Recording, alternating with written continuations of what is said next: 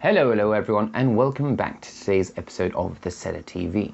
So what we're trying today is a really interesting tasting, I think, and it will be quite a brief one. I'm going to have a little bit more of a proper rundown between these two wines and have an individual tasting note of both of these wines in a second, and all the information for those two particular individual videos will be down below and also somewhere on the channel. We'll upload them all together. Anywho, why this is a particularly interesting grape varietal tasting is the fact that these two wines are made out of the exact same grape varietal, and that grape varietal is Rkatsiteli. And as you can see, these two wines are completely different in colour. This one's very much your classic white wine, and this is what we would call an orange wine. So an orange wine, for those of you that aren't familiar with that particular style of wine, it is a white wine made like a red wine. So essentially, the white wine is fermented, or at least macerated, in contact with its skins, which means that over a period of time, especially an extended period of time, we're talking a few weeks or up to a few months, with contact of the skins, which means that the white wine goes from this sort of colour to this sort of colour, an amber or an orange wine. Now, it's quite interesting to know that we would otherwise call them orange wines, but a lot of places, especially up where this particular wine is called from, they're called amber wines, and this is also quite familiar and a similar sort of way of calling these wines up in sort of northern Italy and places like this as well. Anyway, so as I said, this is a Rkatsiteli tasting. Rkatsiteli is the oldest grape varietal known to man that is at least still cultivated today. And it is quite interesting because this grape varietal, its heritage goes back thousands of years. We're talking 5, 6, perhaps up to 7,000 years old, which is a very long time, as you can appreciate. Now, what is really interesting about this, aside from the fact that we've got both a white and an orange wine of the same grape varietal, is that this is, as I said, a Georgian grape varietal, and this is a Georgian grape varietal made in America. This is the Dr Konstantin Frank from upstate New York in the Finger Lakes. So a Georgian grape varietal in America, and also this one is an American man making Rkatsiteli in Georgia. So I think that's quite an interesting contrast. Yes, and so to put it into a little bit more context, orange wine or an amber wine, this is actually quite a common method and was initially believed to be the most traditional method of making sort of white wines, as it were, or white grape varietal wines traditionally. So this is something that they do quite honestly and quite normally up in places like Georgia and all the rest. And so this is very much a traditional sort of style or take on winemaking.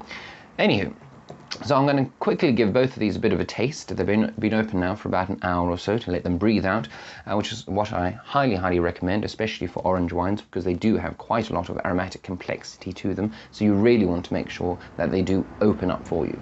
And so, as I said, quickly give them a little bit of a sniff and a little bit of a taste, and yeah, we'll just sort of see what the differences are between the two of them all in one go. Yes, anyway, so let's give it a little sniff. So this, for me, the Dr Konstantin Frank, is just lots of lemon, really quite citrusy based here. A little bit of grapefruit actually comes through,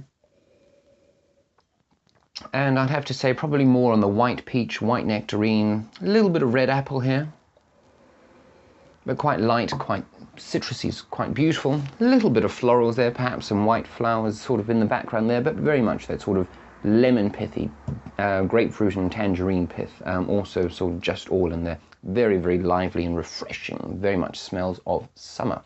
This one, however, is going to be quite different, as you can possibly imagine. So let's give it a little sniff. So immediately, straight away, we're talking sort of dried and candied fruit. The sort of fruits we're talking about here is probably a lot of dried sort of mango, dried pineapple I got. A little bit of sort of candied citrus, those sort of candied orange pith and peel and all the rest. Which is quite interesting, and as it opens up, even more so now, we're getting a lot of beautiful sort of rosemary and those baking spices as well, a little bit of clove and cardamom coming through. So this one is quite a lot more savoury in style, a little bit more sort of earthy, a little bit more sort of musky. And this one, very much your classic white wine, thing being that it's sort of light and floral, a little bit more citrus there on the nose, which is really, really quite interesting. Anyway, let's give them a little bit of taste.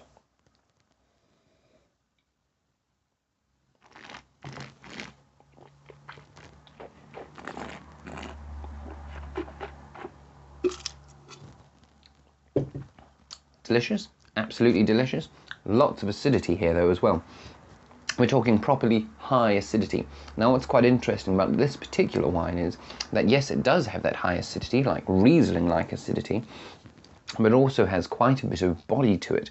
So it's almost like a Chardonnay as far as pellet weight is concerned, an unoaked Chardonnay that is, as far as pellet weight is concerned. So it's quite fruity, quite voluptuous, quite full in body, but also zingy with the acidity the whole way down the pellet, which is really, really quite interesting. Those same flavors are definitely coming through. Lots of that lemon, a little bit more of that apple for me is coming through now. Sort of bruised peach and sort of cooked white nectarines, that's very much coming through. Utterly delicious. And the pellet, actually, now as it's sort of developing now and then on to the finish, there's a little bit more of that sort of leesy component, which comes from the yeast cells that have sort of died off and sort of been in contact with the wine for a little bit longer, which will also help to give a little bit more body and sort of gives a little sesame and sort of toasted almond characteristic to it as well. So very, very interesting. Anyway, let's give this one a go.